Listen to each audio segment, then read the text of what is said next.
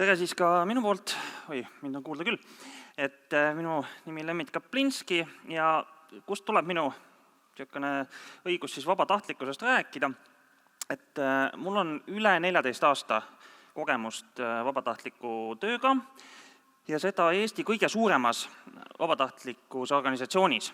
Ma ei tea, kas ka kõige vanemas, igal juhul 102 aastat sai just täis. Et kui keegi mõtleb, et milline noorsootööorganisatsioon see võiks olla, siis jah, ka noorsootöö on Kaitseliidu üks osa. Teeme kiire testi, kui palju siin on inimesi, kes on seotud Kaitseliidu, Kodutütarde või noorkotkastega, on keegi? 1, 2, peaks olema 2 kätt veel, ehk siis umbes 2% Eesti elanikkonnast panustab mitusada tundi aastas iga jumal aasta.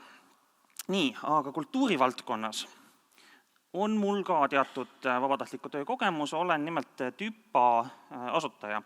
Et mis asi see TÜPA on endine Eesti Trüki- ja Paberimuuseum, me muutsime sellel sügisel nime ära, et kõlab nagu natukene põnevamalt äkki kui muuseum. Et siin eelmine kõneleja just ütles, et muuseumis võib ju käia, aga hea. Et TÜPA sündis vabatahtliku initsiatiivina aastal 2010 ja kui ma ütlen vabatahtlik initsiatiiv, et siis see tähendab, et meil on vabatahtlik juhatus ja muuseumis vabatahtlik varahoidja, vabatahtlik giid ja nii edasi ühesõnaga. Ja siin on meie logo ka, uus logo. Siin on ka üks seenior vabatahtlik, ma ei teagi, kas ta on enam elus. Aga eakate kaasamisest räägitakse meile.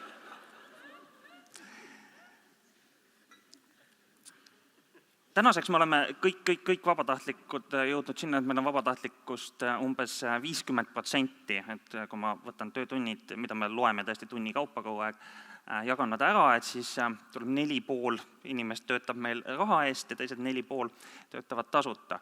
Tegelikult see ei tähenda seda, et meil on nagu 4 täiskasvanut ja 1 laps tööl, laste tööle võtmisega on üldse probleem, eks ju.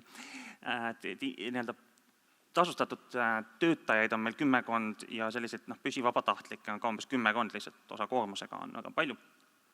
Muidugi, kui rääkida tasustamata tööst, et siis alati see ei ole päris vabatahtlik, et päris eraldi seminari võiks pidada ÜKT-st ehk siis ühiskondlikust kasulikust tööst, mille kaasamine organisatsiooni on ka omaette põnev ja vajalik teema. Nii, aga kui nüüd edasi minna, et siis sellest kõigest vabatahtlikkusest meile ei piisanud veel, vaid me mõtlesime, et kuidas siis nagu veel rohkem vabatahtlikke kaasata. Pildid on siin aastate tagused, ma just meelega tegin endale üks nostalgia retke. Meie esimene vabatahtlik välismaalt, Goran Horvaatiast. Hakkasime vaatama siis nende programmide poole, kes vabatahtlikele ka nagu raha maksavad. Et kes mäletab, oli selline kaunis asi nagu Youth in Action, kus meil Archimedese inimesed on kadunud. Et kui keegi mäletab, siis oli selline tore asi, Youth in Actionist sai Erasmus+, Erasmus Plussist sai Euroopa Solidaarsuskorpus, mis on üks eriti ebaõnnestunud nimi, sest inglise keeles, kes väga hästi inglise keelt ei oska, kipuvad ütlema European Solidarity Corps, et ärge nii öelge. Tegemist on vägagi elava programmiga. Ma loodan, et nendest märksõnadest veel teile räägitakse ja kui ei räägita, siis otsige üles Archimedese inimesed, on tõesti imeline programm on see Solidarity Corps. Et Tartu 2024 noogutab mulle siin, meil on nendega üks teema.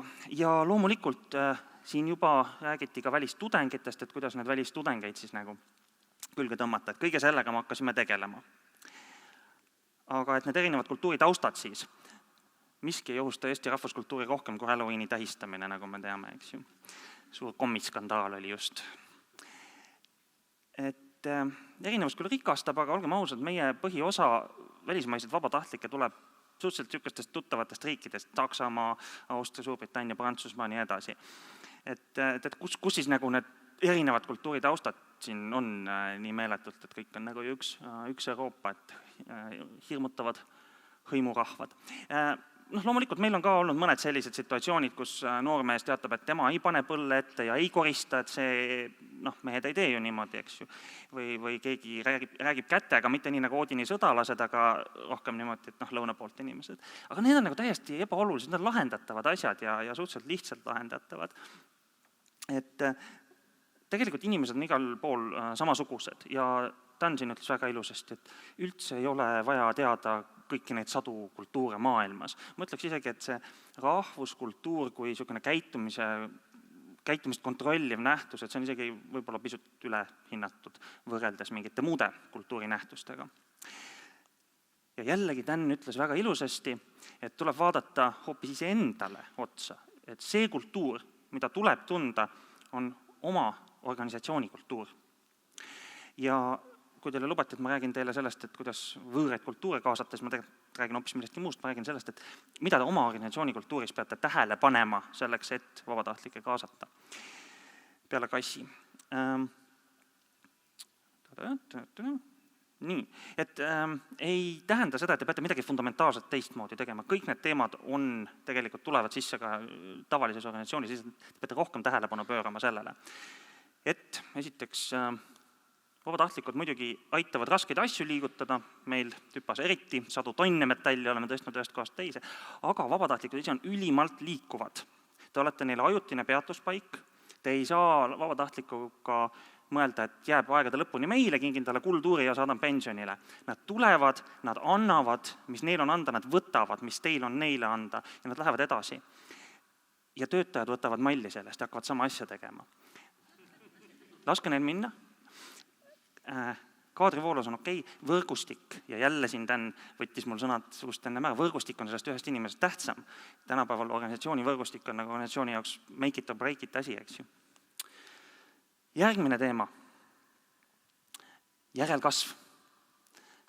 Kogu aeg tuleb uusi inimesi välja õpetada.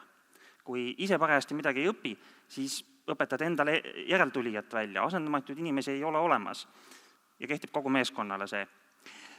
See on niisugune pidev protsess, kogu aeg tuleb uusi inimesi, kogu aeg sa kettad seda sama juttu, aga lõpuks sa muutud üliefektiivseks ja see kasu sinu organisatsioonil tuleb ka sellest, et kes iganes sul uksest sisse astub, sa suudad jätta kogu sellise administratiivse koorma kõrvale ja õpetada ta välja tegema seda, mida on parajasti vaja teha ülimalt kiiresti. Ja kolmas mõte. Siin muidu on meil 2015 aastast meie meeskond, üks inimene puudu, ta tegi pilti. Sellest meeskonnast on 3 inimest praegu veel meil tüpaga seotud, ülejäänud on kõik edasi liikunud. Viimane oluline mõte on see, et ühest vabatahtlikust on vähe. Ühe vabatahtliku koolitamiseks, õpetamiseks, juhendamiseks kulutate teatud hulga aja. 2 vabatahtliku jaoks täpselt sama aeg, 3 jaoks läheb juba vähem aega, nad hakkavad ise ennast välja koolitama. Kui te mõtlete, et võtaks organisatsiooni 1 vabatahtliku, siis võtke juba mitu tükki. Ja õhtut jääb lõpetama minu poolt Tartu esivabatahtlik.